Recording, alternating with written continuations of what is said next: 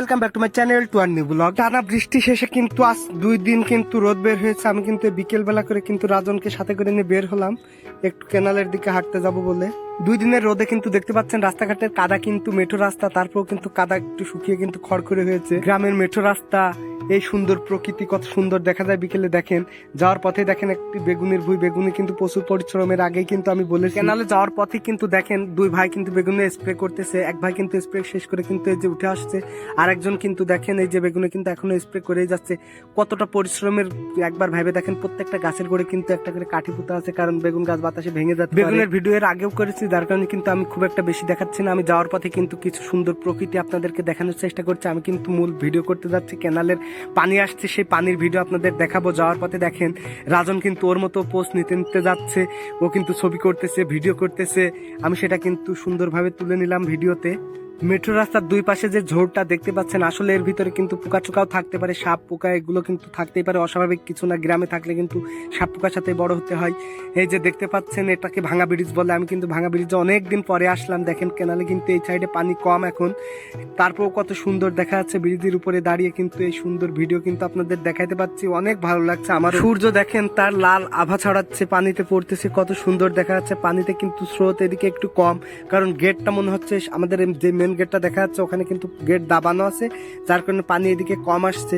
কি সুন্দর প্রকৃতির রিমঝিম বাতাসে গাছের পাতা কিন্তু দোল খাচ্ছে, মানে এটা কিন্তু একটা অন্যরকম ফিল। আপনারা যারা এখানে আসবেন আপনাদেরও মন ভালো হয়ে যাবে আমার। এদিকে আমি ভিডিও করছি, রাজন কিন্তু বলতেছে ভাইয়া শুধু প্রকৃতির ভিডিও না নিয়ে আমাকেও একটু ভিডিও করেন।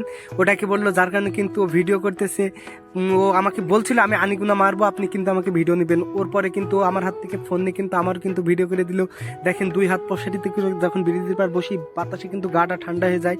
আসলে এর পরে উঠতে বসতে আমার একটু ভয় করে, যার কারণে আমি লাইভে পড়লাম। দেখেন কত সুন্দর মেঠো পথ, মানে এই গ্রামের এই মাটি কাদার রাস্তায় হাঁটতে প্রত্যেকেরই ভালো লাগে। যে ফুল গাছগুলো দুলতে দেখছেন এগুলো কিন্তু প্রকৃতির নিয়মেই বেড়ে ওঠে। যারা মূলত অরিজিনালে প্রকৃতি প্রেমী তারা যদি এরকম জায়গায় আসে, তাদের মনের ভিতরেও কিন্তু ওই ফুল গাছের মতো কিন্তু দোলা দিয়ে যাবেই, যেমনটা আমার মনে দিয়ে যাচ্ছে।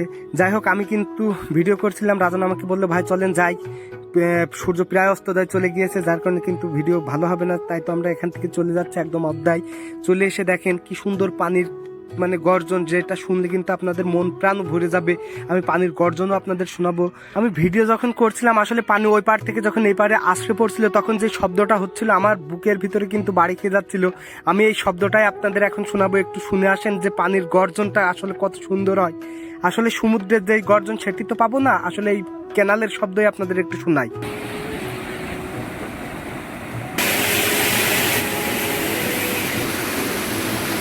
শুনলেন আপনারা পানির গর্জন। আসলে এই পানির গর্জনে এর ভিতরে নেমে গোসল করেছি ছোটবেলায় অনেক, এখন কিন্তু গোসল করার সময়টুকু এখন পাই না। কোনো একদিন গোসল করতে নেমে কিন্তু আমি সেই ভিডিও করে আপনাদেরকে দেখাবো।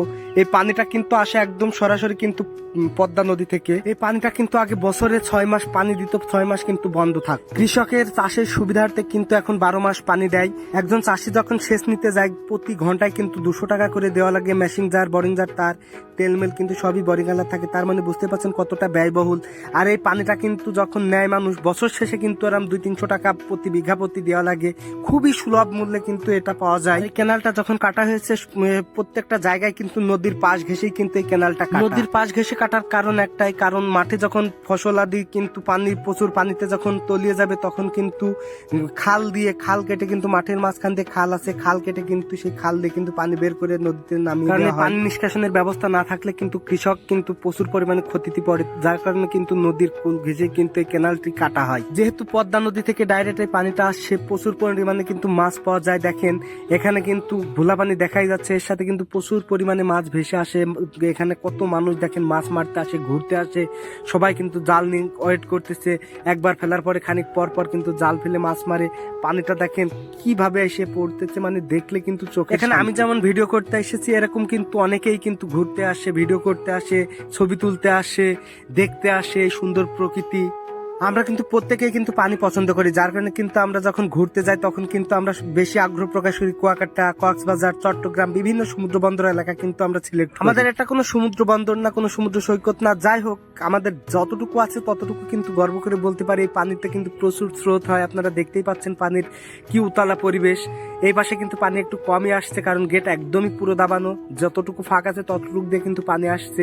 বাদ বাকি পানি কিন্তু আমাদের এলাকা আগে কাভার করছে, তারপরে কিন্তু পানি ছাড়বে, অন্য সাইডে যাবে। 4-5 জন কিন্তু খেপলা জাল নিয়ে চলে এসেছে মাছ মারার জন্য, এই খেপলা ফেলে কিন্তু মাছ ধরবে। তেমনই কিন্তু এক ভাই দেখতে পাচ্ছেন জাল কিন্তু রেডি করতেছে। ভাই কিন্তু এই যে মাছ মারার জন্য চলে যাচ্ছে, প্রথম আর সে এখন এই প্রথম ফেলতেছে। তার শুকনো জাল ভিজতে একটু সময় লাগবে, হয়তো বা এবার উঠবে না, কারণ জাল ডুবতে একটু সময় লাগে। এই পানির কিন্তু গর্জনে আমার মনটা একদম ভালো হয়ে যাচ্ছে। আমি কিন্তু মনে হচ্ছিল একটু গোসল করে যাই, কিন্তু পরিবেশ নেই, কারণ সন্ধ্যার আগ দিয়ে বিকেলবেলা কিভাবে আমি গোসল করি। হ্যাঁ, ভাই কিন্তু মাছ নিয়ে চলে আসলো, দেখেন 4-5টা মাছ পাইছে প্রথম খেপে। এইভাবে কিন্তু আস্তে আস্তে আস্তে আস্তে কিন্তু বেশ কিছু মাছ মেরে নিয়ে তারা বাসায় যাবে। শুধু আমার মতো না, এরকম কিন্তু দূর দূরান্ত থেকে যারা বেড়াতে আসে এলাকায়, তারাও কিন্তু ঘুরতে আসে মাছ মারা দেখতে, পানি দেখতে, ক্যানাল ঘুরে দেখতে। দেখেন ভাই কিন্তু মাছ নিয়ে এসে কিন্তু একটা মাছও পায়নি, তার জালটাও একদম ফাঁকা। তারা কিন্তু ফাঁকা জাল তুললো, কোনো মাছ নেই, মনে হচ্ছে একদমই মাছ থেকে আসছে। এই যে ক্যানালের 4 সাইডে দেখতে পাচ্ছেন শুধু মাঠ আর মাঠ, 4 সাইডে কিন্তু এই ক্যানালের পানি ঢুকে। এই ক্যানালের পাশেই কিন্তু একটি কৃষ্ণচূড়া ফুল গাছ দেখতে পাচ্ছেন। এখন কিন্তু কৃষ্ণচূড়া ফুলের সময় না, তারপরেও কিন্তু ফুটে আছে। আর রাজন দেখেন ফপল ফুলাচ্ছে। ছোটবেলায় কিন্তু এগুলা খুব করতাম, এর কষ দিয়ে কিন্তু কি গাছ বলে এটা জানি না, এটা কিন্তু জালিরটা ভেঙে কিন্তু ফু দিলেই কিন্তু এর কষে কিন্তু এই যে ফপল হয়ে বেরিয়ে যায়। ছোটবেলায় কিন্তু অনেক ফুলাইছি, এটা কিন্তু অনেক মজার একটা ব্যাপার। রাজনের এই ফপল ফুলানো দেখে কিন্তু ছোটবেলার কথা কিন্তু মনে পড়ে গেল। ছোটবেলায় কিন্তু আসলেই শুধু এই ফপল ফুলাতাম। যাই হোক, আজকের ভিডিও কেমন হলো অবশ্যই কমেন্টে আপনারা জানাবেন। আমরা কিন্তু এই যে ক্যানালে এসে অনেক সুন্দর একটা দৃশ্য আপনাদের দেখাইতে পারলাম। অনেকদিন ধরে কিন্তু ক্যানালের ভিডিও করি, কিন্তু ক্যানালে পানি থাকে না, শুকনো থাকে, যে কোনো ভাবেই হোক পানি দেখানোর সময় হয়নি হয়তো বা আপনাদের।